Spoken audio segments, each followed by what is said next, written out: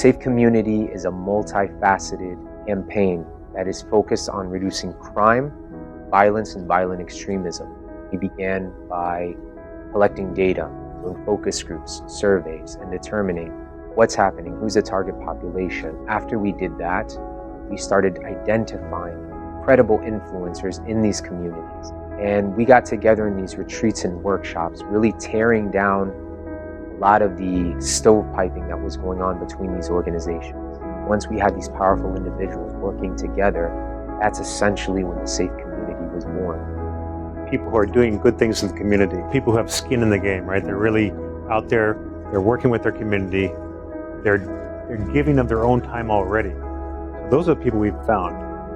And that's so key, because if you have those people doing it because they believe in it, resilient communities are connected communities. SafeCommuniTT has been very, very important. The entire drive to end violence and extremism in Trinidad and Tobago has allowed me to experience the IVLP program, where you got the opportunity to go to 2 different cities in the United States of America and observe best practice.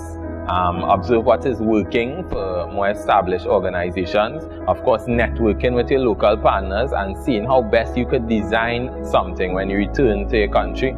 It gave us that support to design these programs and help us to understand what is gang violence, what is extremism, and what can we do to address violence and extremism in different communities. That was a golden opportunity that the Keys Foundation was glad to take advantage of. I've been involved in youth and community outreach work for the past 30 years, focusing on crime and violence prevention through intervention and prevention strategies geared towards youth and communities. The SafeCommuniTT initiative is very positive. It has actually helped us build organization capacity and put good governance structure in place. It allowed both myself and Sensei Adrian Seeley to travel on an IVLP program to learn best practices across different states. And coming back to Trinidad, we was able to implement what we learned in our programs. Our organization used Sports Plus as a holistic development to move young men and women away from gang violence and also provide them with empowerment as well through our pillars: martial arts, academic support, life skill mentorship, entrepreneurship program, parent empowerment, and succession planning. Safe Community has been beneficial to me and by extension our organization in several ways.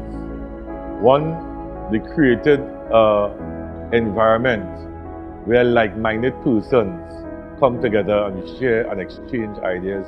We work together, we collaborate, because that's a thing sort of lacking within our society, that concept of collaboration, because of the fact that there are so many scarce resources that we're all fighting for.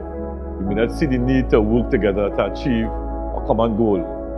And Safe Community provided that opportunity to support each other and to collaborate with each other. It is like an add-on to what we were already doing as an NGO. We deliver a 6-year program to at-risk communities, to at-risk children between the ages of 5 to 16 plus. And we take them through a 6-year program around basics of entrepreneurship, about self-empowerment and discovery of their God-given talent. It is a good initiative by the U.S. Embassy of Trinidad and Tobago, and I hope that it will continue thereafter. It has really benefited my community, SEALATs. And I must say that the journey was a really tremendous experience for me, an eye-opener to a lot of things. Creating the SafeCommuniTT program was so vital, not just in the community of Maloney, but in several different communities across Trinidad and Tobago, and we definitely hope that the initiative continue. We want to just take kudos and salute the U.S. Embassy Public Affairs Department, Mr. AJ and Mr. Michael, how we accustomed calling them, and their team for believing in the vision of our community. It was quite humbling to work with Michael and AJ. They're not from this country, but they have this passion for making Trinidad and Tobago better. And I really want to compliment them for that passion that they demonstrated. I think it's a worthwhile initiative and I think it should be continued.